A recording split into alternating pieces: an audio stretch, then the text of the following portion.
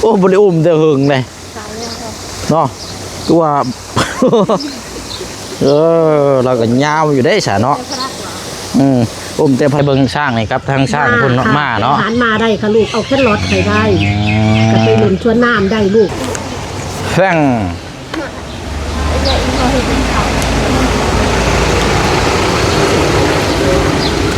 ไหนดูห้างได้จักอันนี้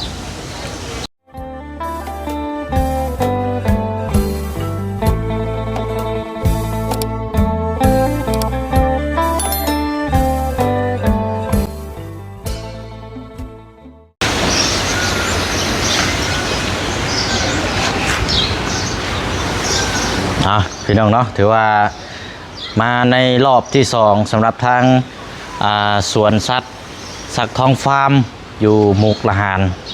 ตรงข้ามกับแขวงสวรรค์ในเขตเฮานี่แหละพี่น้องเนาะแต่ว่าเดินทางมาในครั้งนี้ก็อยากอันนี้เนี่ยจักน้อยมื้อนี้พี่น้องเนาะเพราะว่าทางสวนสัตว์เฮานี่เพิ่นว่าแจ้งมาว่าปิดปรับปรุงก็หลายหม่องหลายบ่อนอยู่เนาะมีแต่ช้างกับม้า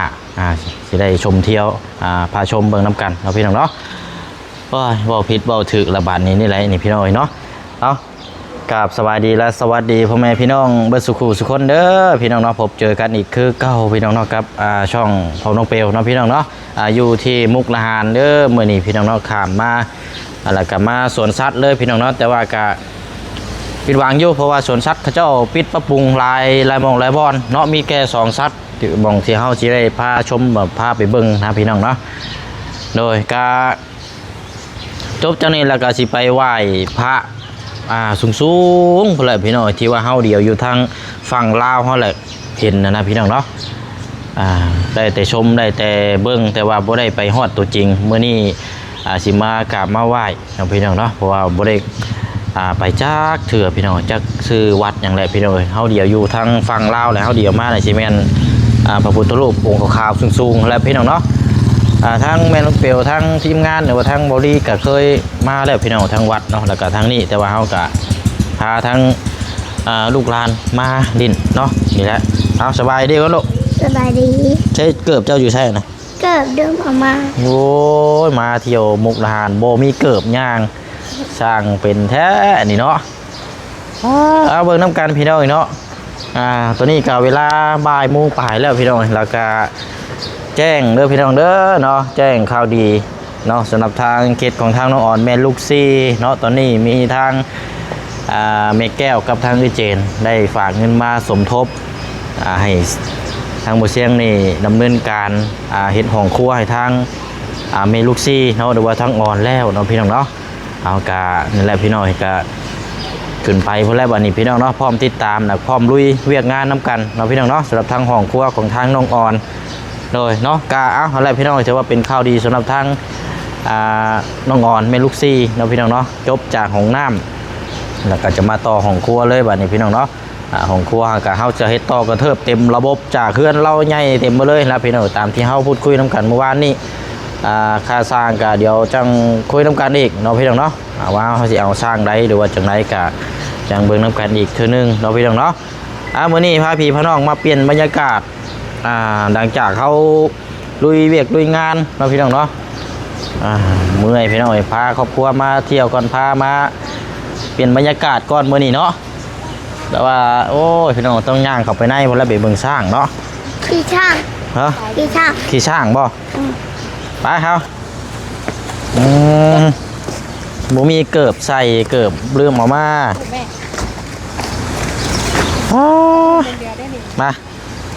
1 2ต้องผูกใหญ่อุ้มพอแห้งค่อยฮะแผนบ่เจ้าเห็ดลืมเกิบอยู่เพื่อนเห็ดแผนยังไงอุ้มบ่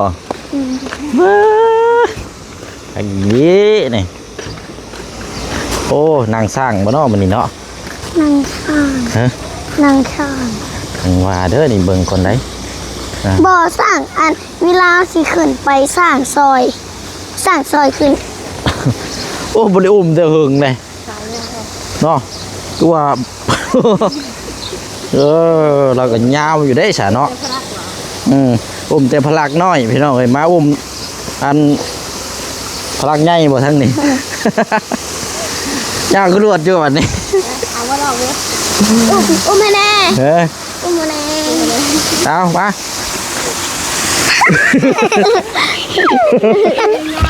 ว้าวจับพอแล้วอยู่บ่ได้นี่นะยอมมึงเลือรถมันมาเลยได้อันนี้นี่ยังก็บ่ได้อุ้มเต้าหึงเลย หน้าแม่มันนี่นะอันน่ะดีไซน์หูไป บ่ได้อุ้มนานเลยตกใจเลยแหละพอกะโอ้นี่เพิ่นปิดปรับปรุงเนาะถือว่ามองชัดมองหยังเพิ่นก็ปิดไว้ก่อนพี่น้องเพราะว่าอันนี้ เฮ้ยลิง จังหวะก็สิมีทางแหละ บ่บางเถื่ออันเวลาเฮาย่างเข้าไปใกล้มันก็สีขูดเฮาก็ได้มา ลูกกระจอก เพิ่นก็มาเที่ยวหลายอยู่เด้สนามเนาะมาเที่ยวชม อันนี้ลูกว่า ปึ๊บฮะบ่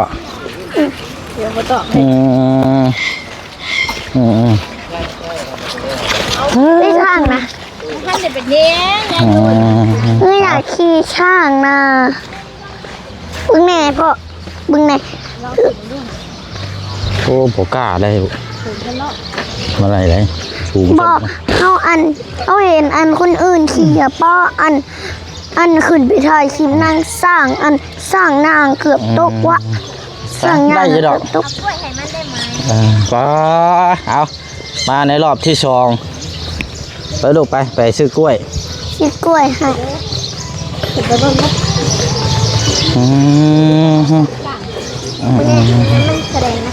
เนาะเอ็ดมึงเนี่ยแกงใส่แกงขัวอยู่เอาเฮ็ดถูก แสดงละคร แสดงละครบ่ เต้นคอนเต้นเพลงได้ค่ะ มีอยู่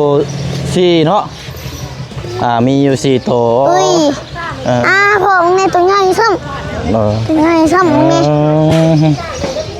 เอาไปลูกเอากล้วยจักอันนี้ก่อนเอาย่างบ่นี่อ่ะโอ้ยโอเคคนละตะกร้าครับพ่อเท่าไรก่อนแม่โอ้ยเห็นกล้วยไปสิกินฮอดอยู่เซโปนเลยเนาะมาจากร้อยอีกคืออันนี้ 100เดียวค่ะ100เดียวในร้านแม่ก็อยากได้หลายตรงนี้ ปิดอันนี้เนาะแม่เนาะ ค่ะเดี๋ยวเบิ่งแต่ตาสร้างกับหมากับหน้าลูกเขาถ้าได้เป็นสวนสัตว์ให้แม่ดูตะกอนแม่เป็นฟาร์มซื้อนกก็เลยขอเป็นสวนสัตว์ อ๋อ ใช่เขาเลยมาปิดให้เป็นจังไดตะกอนจังสิเปิดได้โดยกลัวหล่ะเลยเพิ่นได้อยู่ ยังบ่ทันได้เปิดเต็มระบบอยู่เนาะ แม่เพิ่นได้ระบบตัวนี้แต่ซุ่มพานกับซุ่มพานซุ่มบ่พานกับซุ่มบ่พานวางชั้นเป็นบ่จานน้ำเขาเนาะเฮามีแต่เบิ่งช่างนี่ครับทั้งช่างคุณมาเนาะ อาหารมาได้ค่ะลูกเอาแค่รถให้ได้ก็ไปเล่นชวนน้ำได้ลูกชวนน้ำก็เล่นได้ เสื้อหนังเสื้อพัน อันว่าวัดนี่ที่ว่าสูงๆนี่เขาออกไปทั้ง นี่ออก คุม ไป อายุ ได้ ไหม ลูกอันบักลาไปนี่ก็ต้องเดี่ยวสายก่อนเนาะจงยูเทิร์นทั้งคุณลงคุณเนาะ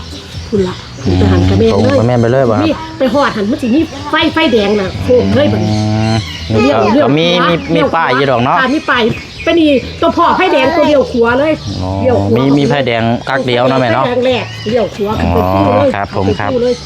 นไปพูขี่เข้าไปเลยนอกจากคนสิมักกันใบบาขึ้นบ่ได้กันขึ้นบ่ได้เลยคนก็สิไม่ลดข้อค่าถ้อยขึ้นแต่ว่าแม่ก็คือสิขึ้นได้อยู่เพราะว่ามันบ่มีคนหลายคือสิขึ้นอยู่หรอกกันบ่มีผู้บอกเขาก็ขึ้นไปเลยขึ้นไปพูเพิ่นก็มีหมกจอดรถเดินบักใหญ่เดินจังสิ ครับผม จังสิเดินบักจอดรถเดิน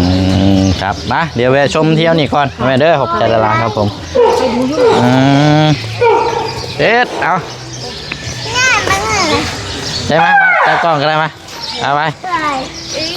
ไม่ยากนะ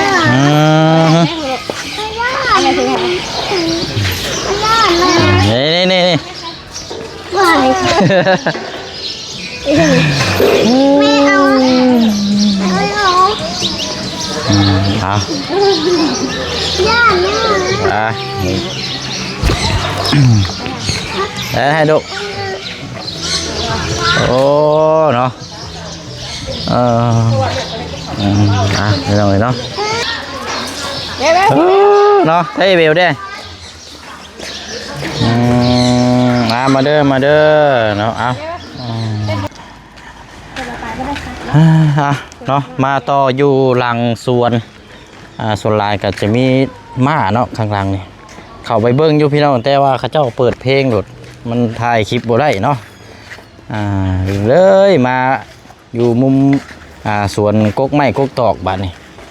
ใช่เบล สบายดีเด้อ ไปเนาะ แล้วเพิ่นบ่ให้เข้าไปแล้วเพิ่นให้ซ้ำนี่กันบ่ ได้อยู่ก็ย่างไปนี่แหละเป็นยังไงเป็นยังไงแต่ว่าเราบ่ได้เข้าไป แต่ว่าซ้ำนี่เพิ่นละไปบ่ได้ยายต้องบอกว่าเลยก่อนกินเลยลงธนาคารเพิ่นอ่านไปก่อน แต่ชมสวนนี่แหละหลอกไม้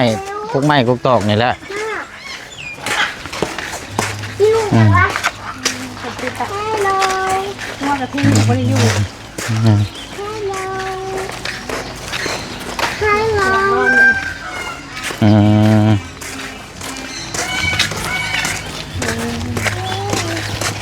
เฮ้ยอยู่เอาใส่เกือบแม่ใช่ลูกอ่ะ เอาโบ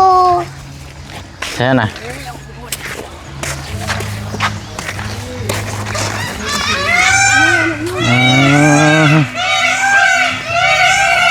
เปิดแดดนี่เนาะถ้าเขากลับบ้านนี่พี่น้อยว่าสิเข้าไปพุ่นกะชมได้แต่มากับช่างเนาะกับสวนนี่แหละพี่น้องกกไม้กกตอก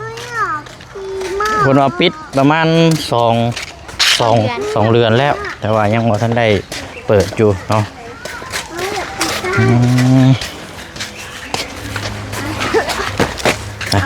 ใบด้วย ไปทางใดพี่น้อยเนาะ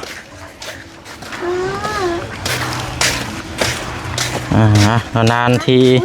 ได้ข้ามมาพี่น้อยเอกสารรถก็เกือบเบิดอายุอีกแค่มื้ออื่น เกือบลืมเช็คจันนะแม่นบ่ได้มาโอ้ยชัดเจ้าฮ้อนแทบบัดนี้เนาะป้าเฮาแวะชมแล้วก็อาจจะได้ไปกราบไหว้พระพุ่นแหละพี่น้อยเนาะสร้างนี่เฮาก็ได้เกิดแล้วป้อพวกเจ้าขี้บ่นะไปเฮาบัดนี้ยางเต้ากลับออกเพราะว่าบ่ได้สมสวนสัตว์พี่น้องเนาะ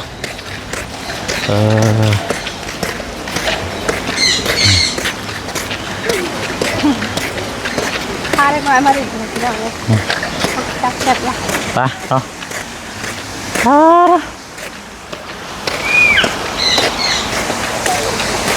โอ้น้ำตก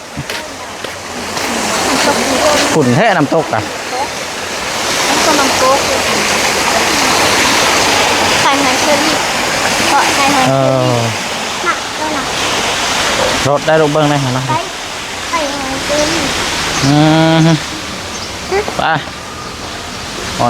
นมาพี่เรื่องไปยัง อยากให้กินดิบ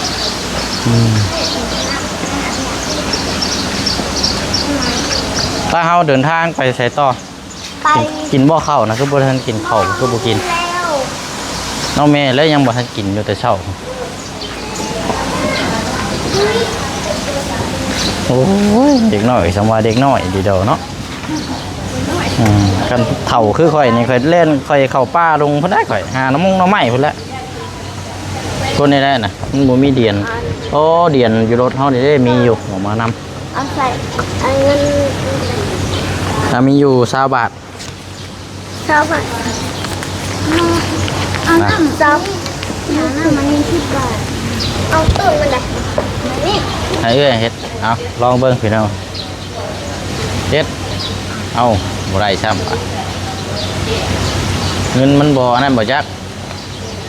เงินมันพับเด็ก เงินมันถึกพับ ไม่เข้า เงินมันถึกพับ แฟง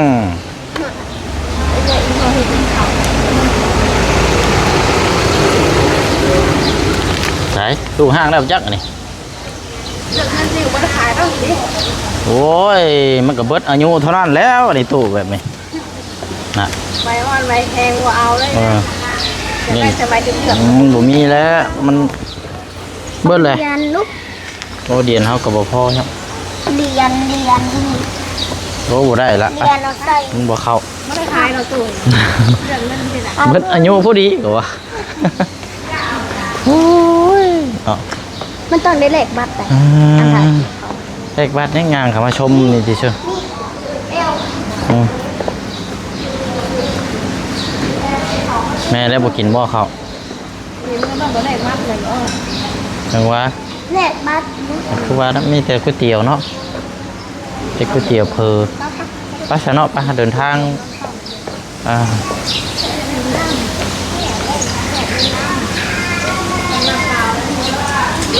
ซื้อสดก็สดดีละ พ่อเปิดน้ เอาไหมไป น้ำเปล่าน้ำบอลลม20 บาทน้ำเปล่า ำเอา เอารถเป็นยังเอารถแล้วให้ทั้งทีเป็นร่วมกันเลยนำโออิชิครับครับ 2 3 4บวกอีกเป็น100พอดีค่ะ ครับผม ใส่ถุงดีกว่าคะใส่ถุงไหม บอกก็ได้ครับ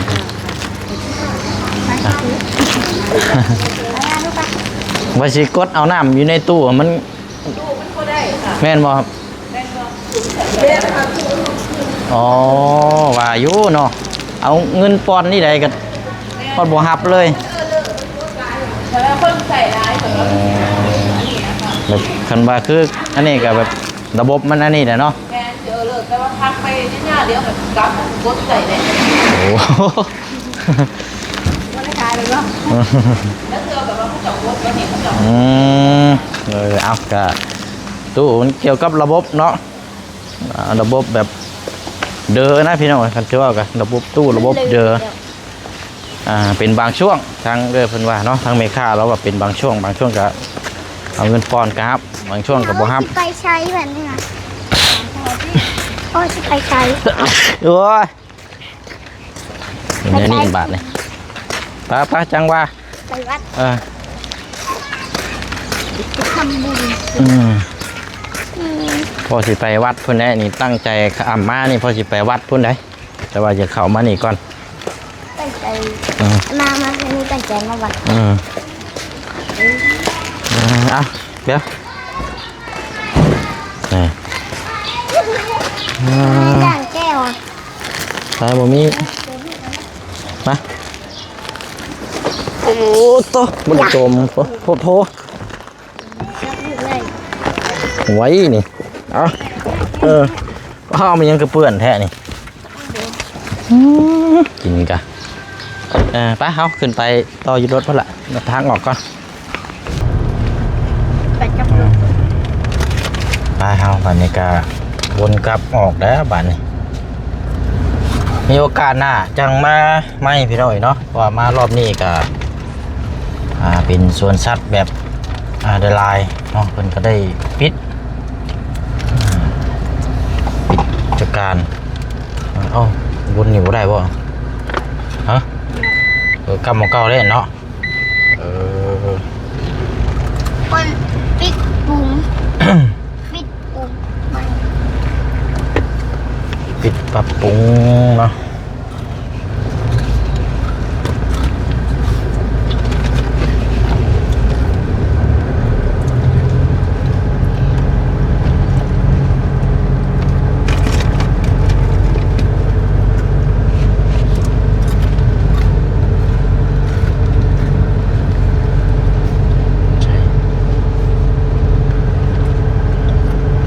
ไปนี่เนาะ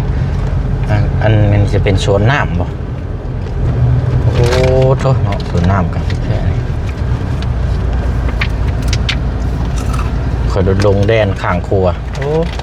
ไปแบบนี้ดิเขาจังอยากให้เจ้าดิเขาจังอยากให้เจ้าพาเขาดิ คนหลินบางทีหลายคน จำขึ้นใจได้ไหมสร้างอย่างเดียวเลยพี่ เขาลงไปในช่วงหัวเขาเลยเล่นสะหน่อยสะหน่อยเป็นนี่ให้รีบดู ปกตินี่เขาสิ สนุก นี่เป็นแบบปิดนี้เนาะ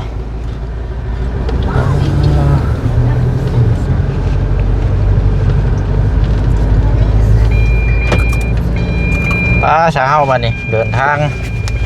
หน่อยเนาะเวลาสิไปวัดจักแม่นชื่อวัดจังแม่น้องเปียวก็บ่จักชื่อเคยไปอยู่ครับ มันลม อ๋อ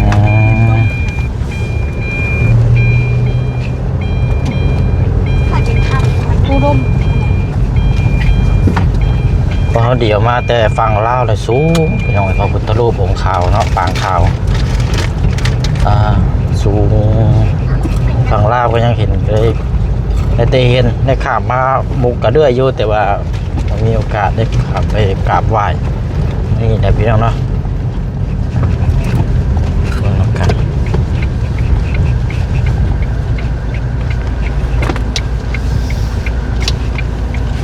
ข้าวหัวแบบ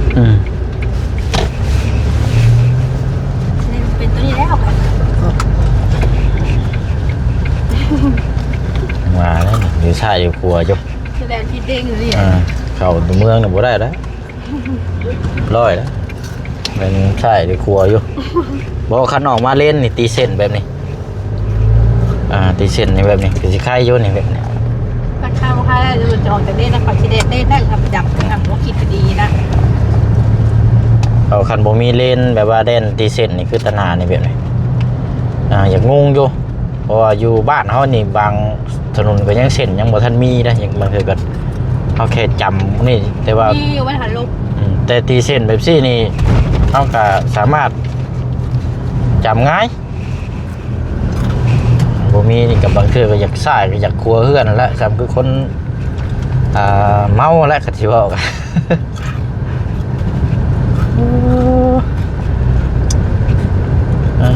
เอาไว้โอกาสรอบหน้าเนาะจังว่ากันไหมพี่น้อยเมื่อนี้กับบเตรียมระบบปานใดเนาะเพราะว่าเขากับบริติดตามเอามาแบบซุ่มๆโอ้โหว่าเพิ่นสีปิดปรับปรุงไปเลย กันเดินได้แบบ ก็เลยไปซุ่มได้แต่สร้างกับมากับถ่ายคลิปกับว่าได้ซ้ำพี่น้อยว่าได้ให้ทางประดุงเบิ่งน้ำกันซ้ำมันพระเจ้าเปิดเพลงเลยได้แต่เบิ่งซื่อๆไปแล้วเนาะเฮาเบิ่งแล้วก็อยากให้ทางประดุงเบิ่งน้ำกันเด้อบ่ได้เบิ่งซ้ำบาดนี้พี่น้อง